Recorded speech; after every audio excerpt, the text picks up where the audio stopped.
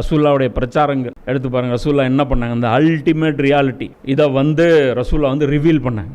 என்ன பண்ணாங்க, அல்லாஹ் நம்புங்க அப்படின்னு சொல்லி யாரையுமே ரசூல்லா கூப்பிடல. அல்லாஹ் ஒருத்தன் இருக்கான், நீங்கள் அவனை நம்புங்கலாம் சொல்லலாம். அல்லாஹ் இருக்காங்கிறது எல்லாருக்கும் ஃபித்ரத்தில் டிஃபால்ட் இருக்கு.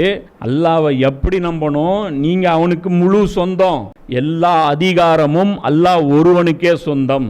இந்த அடிப்படையில் அல்லாஹ் நம்புங்க. இதுதான் ரசூல்லாவுடைய தாவாவாக இருந்துச்சு. ரசூல்லாவுடைய பிரச்சாரம் என்ன, எல்லாருமே அவனுடைய ப்ராடக்ட். நீங்கள் யாரும் அவனுடைய ப்ராடக்ட்டு இல்லாமல் கிடையாது. நீங்கள் யாரும் ஓனர் கிடையாது, எல்லாமே அல்லாஹ்வுக்கு சொந்தம். இங்கே ஓனர்ஷிப் கிடையாது. இது எல்லாமே வந்து பார்த்தீங்கன்னா ரெண்டல் தான், வாடகைக்கு தான் எடுத்துகிட்டு வந்துருக்கோம். அந்த உடம்பு வாடகைக்கு எல்லாமே வந்து மில்கியத்து கிடையாது, அமானத்து, அமானிதமாக ஒப்படைக்கப்பட்டிருக்கு. இங்கேருந்து எடுத்தோம், இந்த உடம்பு மறுபடியும் ஜனாசாவில் போய் சந்துக்குள்ளே கொடுத்துட்டு இங்கேருந்து இந்த உடம்பை விட்டுட்டு போகணும். எல்லாமே நம்முடைய பொருளாதாரம், நம்முடைய ஒவ்வொரு வாழ்க்கை, நம்முடைய நாட்கள் எல்லாமே அமானிதம். இந்த மைண்ட் செட்டை நபி ஸல்லல்லாஹு அலைஹி வஸல்லம் அவங்க ஆழமாக விதைச்சாங்க. ஒரு விஷயம் புரிஞ்சுங்க, இது எதுவுமே ஓனர்ஷிப் கிடையாது. அதனால் உங்கள் வாழ்க்கை உங்களது கிடையாது, அல்லாஹ்வுடையது. நீங்கள் அல்லாஹ் வழிகாட்டுதல் படி அல்லாஹ்வுடைய வரம்புகளுக்கு உட்பட்டு தான் நீங்கள் வாழணும். உங்கள் வாழ்க்கையுடைய எந்த விஷயத்தையும் நீங்கள் சுயமாக முடிவு பண்ண முடியாது. அதை முடிவு பண்ணக்கூடிய அதிகாரம் அல்லாஹ் ஒருவனுக்கு தான் இருக்கு. அதை தாண்டி நீங்கள் வேற யாருக்கும் சொந்தமாக நடக்கக்கூடிய அந்த உரிமை கிடையவே கிடையாது. உலகமே சேர்ந்து அல்லாஹ் தடுத்த ஒன்றை ஹலாலாக ஆக்க முடியாது. உலகம் ஒற்று எல்லாமே சேர்ந்து அல்லாஹ் ஹராமாக்கின ஒன்று ஹலாலாக்க முடியாது, ஹலாலாக்கின ஒன்று ஹராமாக்க முடியாது. எஜமானனுக்கு மட்டும்தான் அந்த உரிமை இருக்குது. நபி ஸல்லல்லாஹு அலைஹி வஸல்லம் சொன்னாங்க, வாழ்வும் மரணமும் என்ன அவனுடைய கையில் தான் இருக்கு. நினச்சா ஒரு செகண்டில் உங்களை பிடிச்சி இழுத்துருவான். அதனால் அல்லாஹ்வை பகைச்சிக்காதீங்க, அல்லாஹ்வுக்கு அடிபணிஞ்சிருங்க, சப்மிட் பண்ணிடுங்க.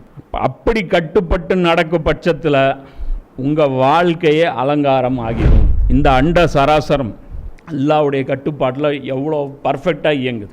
ஏதாவது அதில் குறைபாடு இருக்கா? எங்கேயாவது வந்து வானத்தில் ஒரு சலசலப்பு, எங்கேயாவது வந்து இயற்கையுடைய அந்த சைக்கிளில் எங்கேயாவது ஒரு அந்த பூமியுடைய அந்த சுழற்சி, அந்த இயற்கை மழை பெய்கிறது, அந்த இயற்கை விஷயங்கள் நம்மளா சீர்கெடுக்கிறது தான் நாசம் பண்ணியிருக்கோமே தவிர மற்றதெல்லாம் எதுவுமே வந்து அல்லாஹ்வுடைய படைப்பில் எந்த ஒரு குறையும் பார்க்க முடியாது. எப்படி இந்த எல்லாமே அல்லாஹ்வுடைய கட்டுப்பாட்டுக்குள்ளே இயங்குதோ அதே கட்டுப்பாட்டுக்குள்ளே ஒரே ஒரு ப்ராடக்ட் மட்டும் உள்ளே வந்துருச்சுன்னா இந்த உலகமே அமைதியாகும். இந்த ஒரு ப்ராடக்ட் மட்டும் தனியாக அவுத்து போட்டு ஆடுது, அல்லாஹ்வுடைய கட்டுப்பாட்டுக்கு அடங்க மாட்டேங்குது. மீன்கள் அல்லாஹ்வுடைய கட்டுப்பாட்டில், மான்கள் அல்லாஹ்வுடைய கட்டுப்பாட்டில், நாய்கள், நரிகள், ஆடு, மாடு, வானம், பூமி, கடல், நீர் எல்லாம் அல்லாஹ்வுடைய கட்டுப்பாட்டில். மனுஷ ஒரு பயலை தவிர ஜின்கள் அவங்க உலகம் தனி, அவங்க இங்கே ஃபிசிக்கல் வேர்ல்டில் என்ட்ரி கிடையாது. அதனால் அவங்கள பற்றி நம்ம கேர் பண்ண வேண்டியதில்லை. நம்ம விஷயத்தை நம்ம பார்ப்போம். இந்த ஒரு படைப்பு மட்டும் வந்து பார்த்தீங்கன்னா ஃபசாத் பண்ணுது, அல்லாஹ்வுக்கு எதிராக கலகம் பண்ணுது. இதை ரசூல்லா என்ன சொன்னாங்க, நீங்களும் இதோட மெர்ஜ் ஆயிருங்க. மெர்ஜானா என்ன நடக்கும் போய் பாருங்கள். வரலாற்றில் அந்த 30 வருஷம் எப்படி இருந்தது பாருங்கள், 30 வருஷம் எப்படி இருக்குது பாருங்கள். இன்றைக்கும் அதோடைய பர்க்கத்து 1-2 மீதி இருக்குது. இன்றைக்கும் வந்து ஒரு சில விஷயங்கள் இன்னும் அங்கே மீதி இருக்குது.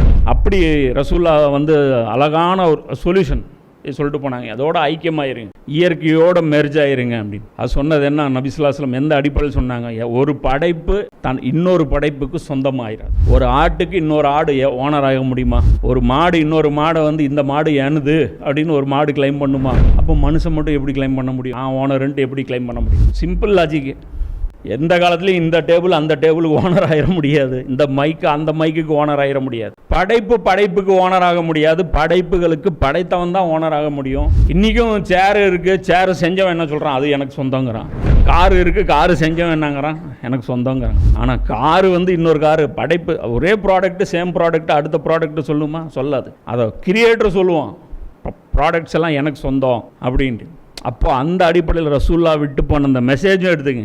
ஈஸியான மெசேஜ், ரொம்ப சிம்பிள் மெசேஜ். ரொம்ப காம்ப்ளெக்ஸான அப்படியே வந்து கடவுளை உணரணும் அப்படின்னா நீங்கள் வந்து நீங்கள் வந்து ஒரு 6 வருஷம் கோர்ஸ் இருக்குது.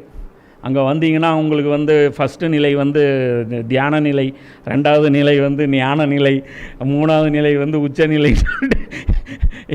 இந்த மாதிரி படிப்படியாக நீங்கள் வந்து எங்களுக்கு ஃபீஸ் கட்டி அப்படியே நீங்கள் வந்து க்ரோத் பண்ணி போகணுன்னெலாம் கிடையாது. சிம்பிள், அது அவ்வளோதான். படைப்பை சொந்தம் கொண்டாட முடியாது. படைத்தவன் விஷயத்தில் படைப்புகளுக்கு கட்டுப்பாடு கூடாது, அவ்வளோதான், சிம்பிள். இதில் முரண்பாடு என்ன இருக்குது? ஒன்றும் இல்லை. அப்படி முரண்பாடு இருந்துச்சுன்னா இயற்கையை மாற்றி காட்டு. வா கொடைக்கானலில் இப்படி போயிட்டு இருக்குது, அருவி தூக்கி இப்படி ரிவர்ஸில் விடு, நீ சொல்கிறத நான் கேட்குறேன். கடலெல்லாம் இப்படி வந்துட்டு இருக்குது, அதை அப்படி அடிக்க வை, வேலை முடிஞ்சது. மீன்லாம் தண்ணியில் ஓடிட்டு இருக்குது, அதெல்லாம் ரோட்டில் நடக்க வை. மாடு ஆடெல்லாம் ரோட்டில் இருக்குது, அதை தண்ணியில் மிதக்க வை. யானையை தூக்கி அங்கே போடு, திமிகளை தூக்கி இங்கே போடு, செஞ்சு காட்டு. அப்புறம் நீ சரி ரைட்டு, உனக்கும் இந்த ஹிக்மத்துக்கு நீ ஞானம் நிறைந்தவன் அப்படின்னு சொல்லி ஒத்துக்கலாம். ஒன்றும் பண்ண முடியாது. எல்லாம் கொடுத்தது தக்க வச்சுக்கிறது கூட துப்பு இல்லாமல் இருக்கும். வருஷம் ஆறு க்ளீன் ஆகிட்டே தான் இருக்குது. வருஷம் மறுபடியும் அசுத்தப்படுத்தும். ஃப்ரெஷ்ஷாக தானே அசுத்தப்படுத்துகிறோம். வெள்ளம் வர்ற அளவுக்கு போயிடுச்சு ஆறு. அப்போ சாயப்பட்டுற தண்ணி அது இது ரைட்டு, ஓகே, ஃபில்ட்ரேஷன் ஆயிடுச்சு. இல்லை வந்தது இப்போ நெக்ஸ்ட் பேட்ச் வர்றது ஃப்ரெஷ் தண்ணி தானே வருது.